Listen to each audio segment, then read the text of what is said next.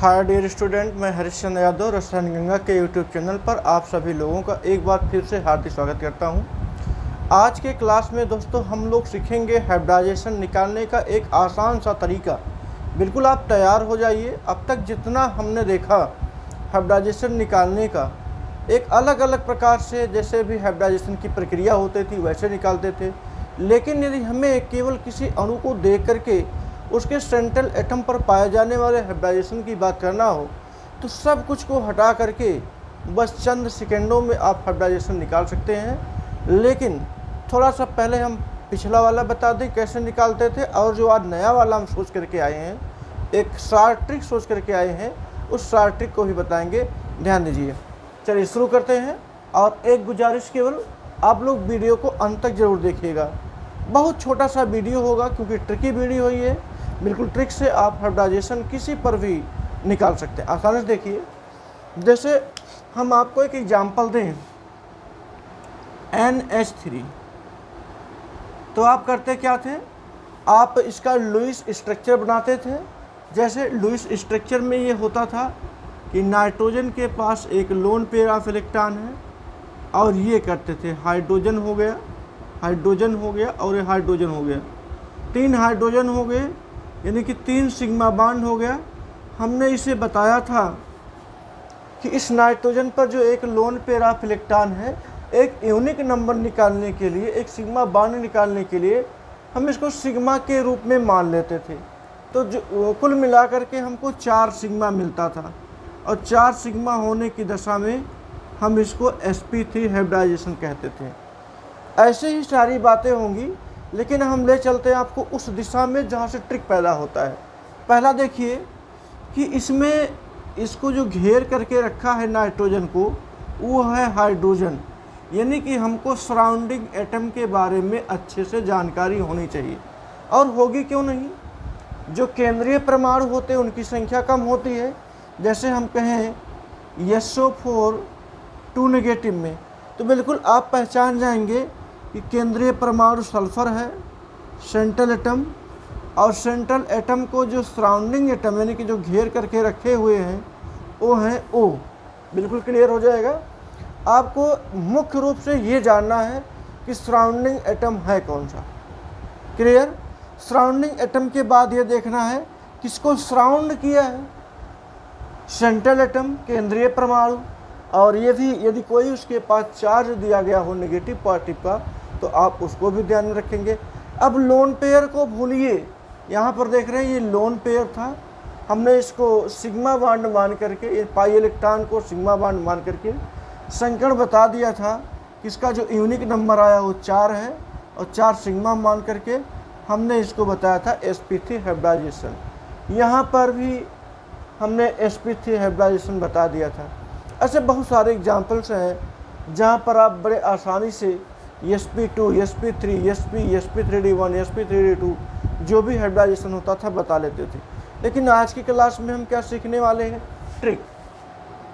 हम आज की क्लास में सीखने वाले हैं ट्रिक। और कैसा ट्रिक, बिल्कुल इजी ट्रिक। इजी ट्रिक होगा हाइब्रिडाइजेशन निकालने का। देखेंगे ट्रिक में पहले कुछ मूल बातों को आप जानेंगे। मूल बातों को जानने के लिए एक एग्जाम्पल लेते हैं और उस एग्जाम्पल के सहारे आपको समझाते हैं। जैसे आपको दिया गया एक एग्जाम्पल अमोनियम, ध्यान दीजिएगा, आपको दिया गया ammonium NH4 positive. NH4 positive में पहले छोटी छोटी बातें जानिए। जो ये N दिया गया है इसको आप सेंट्रल एटम कहेंगे। जो यहाँ पर दिया गया है हाइड्रोजन, इसको आप सराउंडिंग एटम कहेंगे। और जो यहाँ पर चार्ज दिया गया है इसको E का मतलब होता है इलेक्ट्रॉन। अब इलेक्ट्रॉन किस रूप में है वो, मतलब इलेक्ट्रॉन गया है कि आया है, तो यहाँ पर इलेक्ट्रॉन निकल चुका है, हम केवल E दिखा देते हैं, E फॉर इलेक्ट्रॉन। अब जा रहा है तो प्लस और आ रहा है तो माइनस का प्रयोग करते हैं। तो बिल्कुल आने पर लाभ होता है और जाने पर हानि होता है। इसी सब पर हमारा सूत्र बेस्ड है। सूत्र कैसा बेस्ड है, आपको सराउंडिंग एटम जानना है। सराउंडिंग एटम में आपको ऑक्सीजन अगर कहीं दिखाई दे तो इसी को भूल जाना है। सराउंडिंग एटम में ऑक्सीजन को बिल्कुल ध्यान नहीं देना है, बस इतना ही। तो फार्मूला क्या बनेगा कि एक यूनिक नंबर निकालिए, और यूनिक नंबर आपको पता ही है। यदि यूनिक नंबर एक कहते हैं 2 आता है तो आप sp कहोगे, यूनिक नंबर 3 आता है तो sp2 कहोगे, यूनिक नंबर 4 आता है तो sp3 कहोगे, यूनिक नंबर 5 आता है तो sp3d1 कहोगे, यूनिक नंबर 6 आता है तो sp3d2 कहेंगे, और यूनिक नंबर अगर 7 आता है तो sp3d3 कहेंगे। अब यूनिक नंबर आपको पता है, जैसे किसी को जैसे CO2 है, CO2 पता चला कि इसमें डबल बॉन्ड 2 बार लगा हुआ है, तो ये कुल मिला करके हम इसको मानते थे 2 सिग्मा। तो यहाँ पर जो 2 आपने कहा वही उसका यूनिक नंबर होता है। लेकिन अब उस पर मत चलिए, हम यूनिक नंबर निकालना ही बता देते हैं।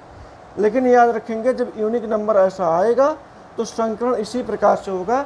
इस ट्रिक में आपको बॉन्ड एंगल के बारे में पता नहीं चलेगा।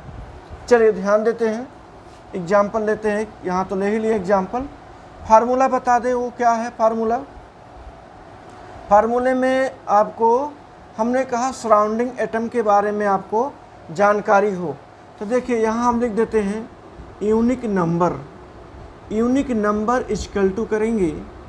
इसमें क्या करना है कि पहले आपको बैलेंसी इलेक्ट्रॉन Ca कर लेंगे। ऐसे करिए, सेंट्रल एटम बैलेंसी, ध्यान दीजिएगा, सेंट्रल एटम बैलेंसी में ये ज़रूरी नहीं है कि किसी के बाह्य कोश में 5 इलेक्ट्रॉन आ जाए तो आप उसको 8 में से घटा करके 3 कर दें। ऐसा नहीं करना है, या कहिए तो इसको हम बदल ही दें, वैसे अच्छा भी है। सेंट्रल एटम बैलेंसी, बाह्य कोश में उपस्थित इलेक्ट्रॉन, या हम ऐसे कहें सेंट्रल एटम, उसे सही है, सेंट्रल एटम बैलेंसी कह दें, वो सही रहेगा। अच्छा, प्लस कर देते हैं यहाँ पर सराउंडिंग एटम।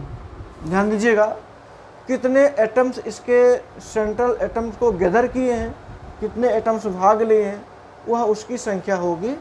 और फिर हम माइनस कर देते ई।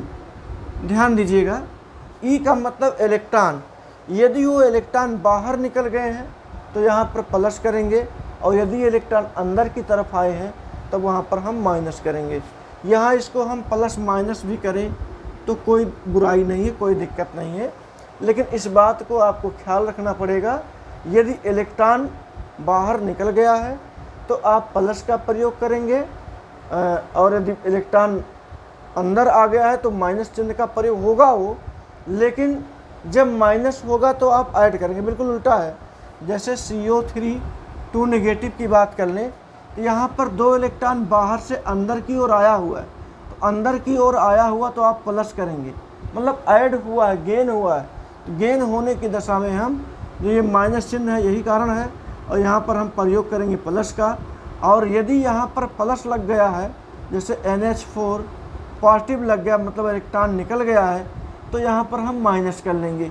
इसी बात को ध्यान में रखेंगे, और सबको हम कर देंगे बटे दो करने से हमें यूनिक नंबर पता चल जाएगा। हम एग्जाम्पल लेके आपको बता दें। जैसे एग्जाम्पल में कहा जाए, हमें एग्जाम्पल दिया जा रहा है CO3 2 नेगेटिव। और ध्यान दीजिएगा, सराउंडिंग एटम में यदि कहीं ऑक्सीजन दिखाई दे तो उसको आप शून्य कर लेंगे। यानी कि सराउंडिंग एटम यदि ये ऑक्सीजन है, ऑक्सीजन है तो ये बराबर 0 हो जाएगा।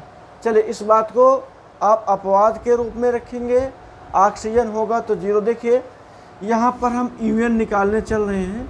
UN equal to central atom valency.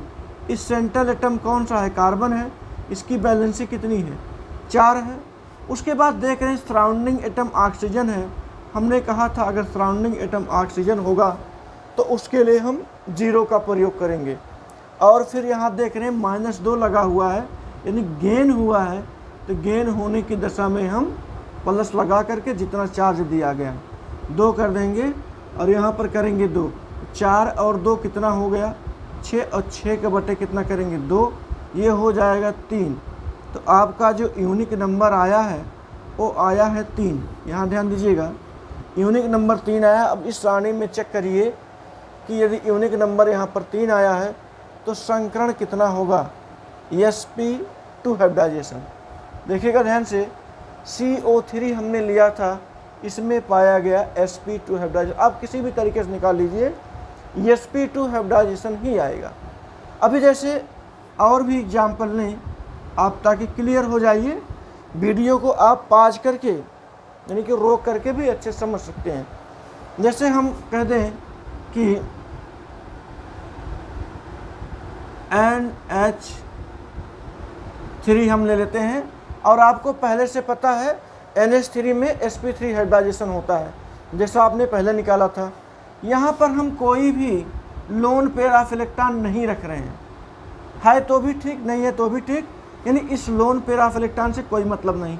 आप यूएन निकालिए, यूनिक नंबर। वो यूनिक नंबर क्या होगा, पहले तो आपको पता होना चाहिए सेंट्रल एटम कौन सा है, नाइट्रोजन है। सेंट्रल एटम का बैलेंसी कितना है, बैलेंसी का मतलब इसके बाहरी कोश में कितने इलेक्ट्रॉन हैं। तो इसके बाहरी कोश में गाइज कुल 5 इलेक्ट्रॉन हैं। प्लस करेंगे, ऑक्सीजन तो है नहीं, गैदरिंग करने वाले सराउंडिंग जो एटम है वो है हाइड्रोजन, उसकी संख्या है 3। यहाँ पर कोई चार्ज नहीं है तो आप करेंगे 0 और लगा देंगे बटे 2, ये आ जाएगा 5 3 8, 8 का बटे करेंगे 2, ये आ जाएगा 4। और जब यूनिक नंबर 4 आता है गाइज तो sp3 हाइब्रिडाइजेशन होता है। यहाँ देखेंगे 4 आया है तो हाइब्रिडाइजेशन जो होगा वो sp3 होगा। बात क्लियर हो रही।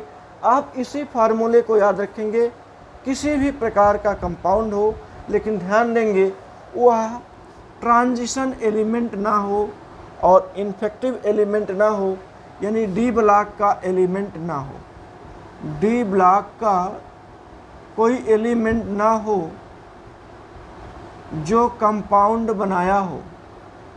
जैसे भी कह दिया जाए निकिल Cl का होल टेट्रा, उसके बाद 2 नेगेटिव चार्ज दे दिया जाए और कहा जाए आप निकिल का हाइब्रिडाइजेशन बताइए, तो बिल्कुल नहीं बता पाएंगे।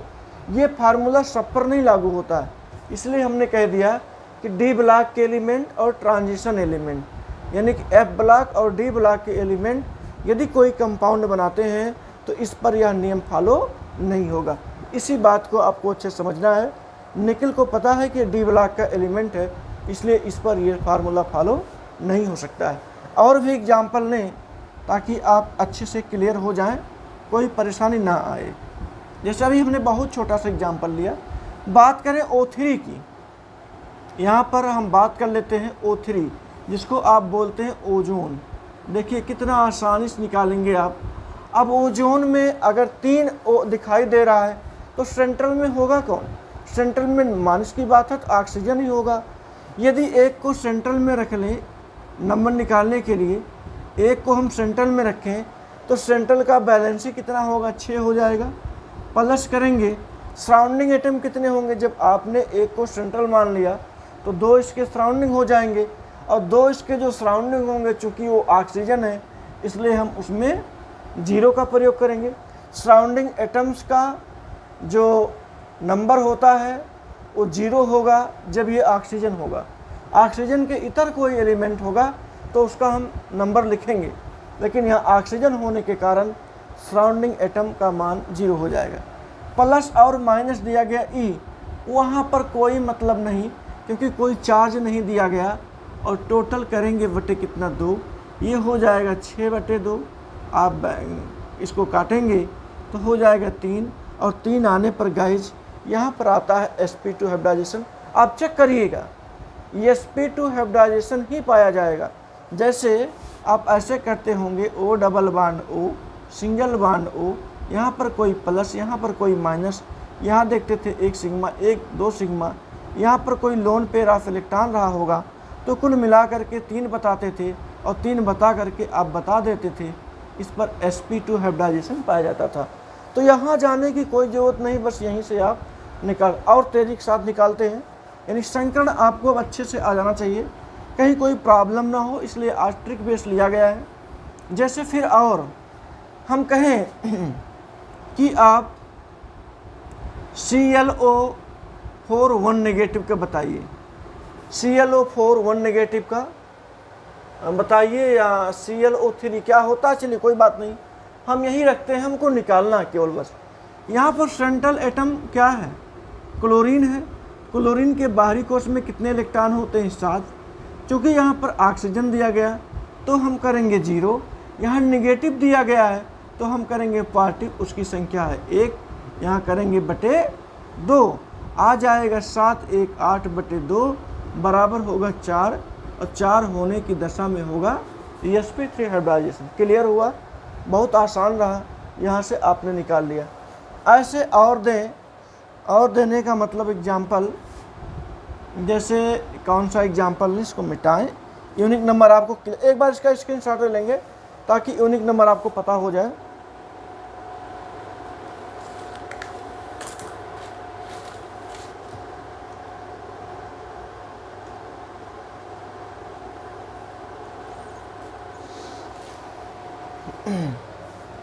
चलिए यूनिक नंबर आपको पता हो गया होगा, बहुत कठिन नहीं है, बहुत बिल्कुल इजी है। आपने SF6 का निकाला था, SF6 का, IF7 का, सारी चीज़ें, और किसका बताते चले हम, SF6 का निकालिए। इसके बाहरी कोश में कुल कितने इलेक्ट्रॉन, 6 हमने कर दिया। उसके बाद सराउंडिंग एटम फ्लोरीन है, इसकी भी संख्या कितनी है, 6। यहाँ पर कोई भी इलेक्ट्रॉन नहीं है, यहाँ पर करेंगे 0 बटे करेंगे 2, ये हो जाएगा 12 बटे 2, ये कट करके आएगा यहाँ पर 6। अच्छा, जब 6 आता है तो आप करेंगे sp3, 3 1 4 हो गया, sp3d2, इसमें पाया जाने वाला जो हाइब्रिडाइजेशन होगा वो sp3d2 हो जाएगा। क्लियर हुआ। यहाँ पर देखेंगे आई मतलब आयोडीन, इसके बाहरी कोश में 7 इलेक्ट्रॉन होता है, 7 इसके सराउंडर हैं, ये भी कर दिया गया। कोई नेगेटिव पॉजिटिव चार्ज नहीं, 0 कर दिया गया, और बटे करेंगे 2, ये होगा 14, 14 बटे 2 करेंगे, आएगा यहाँ पर 7 आने की दशा में sp3d3। गाइज कमेंट करके बताइएगा आज की ट्रिक कैसी रही, आज की ट्रिक कैसी रही, इस पर करिएगा। और साथ साथ ये विधिवत आप कोई भी एग्जाम्पल लीजिए, मैंने तो बहुत कम एग्जाम्पल लिया, 4-5 एग्जाम्पल लिया, आपके सामने बहुत सारे एग्जाम्पल, यदि मैं सारे एग्जाम्पल को लेता हूँ बिल्कुल एग्जाम्पल उसकी भीड़ हो जाएगी, इसलिए हम सारे एग्जाम्पल्स को नहीं, जो बहुत यूनिक एग्जाम्पल थे हमने उनको लिया और आपको दिखा दिया। यहाँ तक कि ऑक्सीजन यानी O3 को दिखा दिया, O3 पर आपको मालूम चल गया कि कौन सा हाइब्रिडाइजेशन होता है। एक बार हम O2 का ले लेते हैं, ये ध्यान दीजिएगा, अगर कहा जाए O2 पर कौन सा हाइब्रिडाइजेशन पाया गया, ये तो बड़ी बात हो गई। यहाँ पर ऑक्सीजन की संख्या कुल 2 है, एक ऑक्सीजन तो सेंट्रल एटम का बैलेंसी इलेक्ट्रॉन के रूप में रखा जाएगा, 6 हो गया, और इसका एक सराउंडिंग हो गया तो वहाँ पर 0 हो जाएगा, कोई चार्ज नहीं है तो 0 हो जाएगा, बटे करेंगे 2, ये हो जाएगा 3। गाइस जब 3 होता है तो हाइब्रिडाइजेशन आता है sp2, आप निकाल सकते हैं। पहली बार ऑक्सीजन पर जो हाइब्रिडाइजेशन आया है O2 पर वो sp2 आया है, क्योंकि इसकी संख्या 3 है। गाइस इसी प्रकार से बहुत सारे एग्जाम्पल आपके सामने होंगे, आप उन सारे एग्जाम्पल्स को हल करेंगे। हल करने के बाद यदि कोई कठिनाई आती है तो आप कमेंट बॉक्स में ज़रूर लिखेंगे। बस हम सोचते हैं आज ये ट्रिकी क्लास था, आज कुछ नया ना लेते हुए क्लास को इसी पर क्लोज किया जाए, और इसके साथ हम मिलेंगे आपको किसी नेक्स्ट वीडियो में, किसी नेक्स्ट ट्रिक के साथ, किसी नेक्स्ट टॉपिक के साथ। तब तक आप वीडियो को देखते रहिए, स्वस्थ व्यस्त और खूब मस्ती के साथ पढ़ाई करते रहिए। Thank you. जय हिंद, जय भारत।